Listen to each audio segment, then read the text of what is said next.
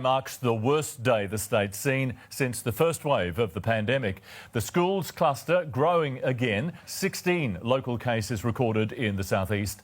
Our Chief Health Officer warning something really special will need to happen to see our lockdown lift on Sunday. Tonight, from Cairns to the Gold Coast, we have reporters standing by, bringing you everything you need to know. Lane Calcutt begins our coverage.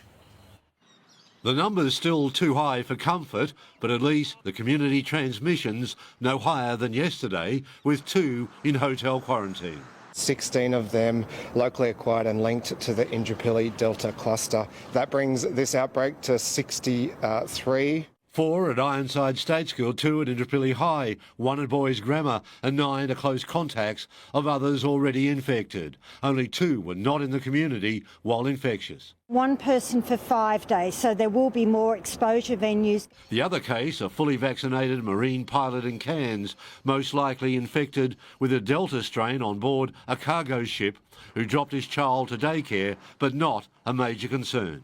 It is not the Delta strain that is circulating in Brisbane, and it hasn't clustered with any other known case of Delta in Queensland. Although I believe the risk is low, it is not zero. The most pleasing number, a record 51,479 tests in 24 hours. Now we have 100 active cases, so that's the most we've had in Queensland since last year's initial outbreaks. But some of the early tension, the fear, seems to be easing ever so slightly, though much depends on everyone pulling their weight, dragging each other out of lockdown.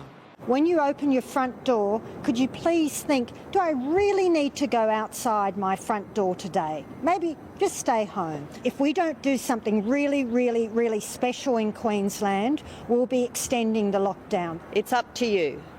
Whether we extend this lockdown, whether we spread the virus to the community. It also depends on maintaining record numbers of testing. Can you live lockdown on Sunday if you don't have that risk? Yes, if we continue testing.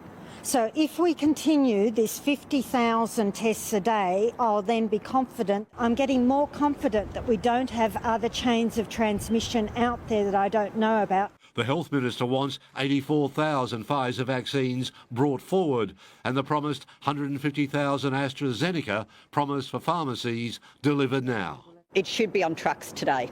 It should be getting on trucks today. 224 pharmacists were approved yesterday to start putting needles in arms. The Pharmacy Guild says they'll receive some from the state in the next 2 days and from the federal government in the next week, with Canberra saying it's over and above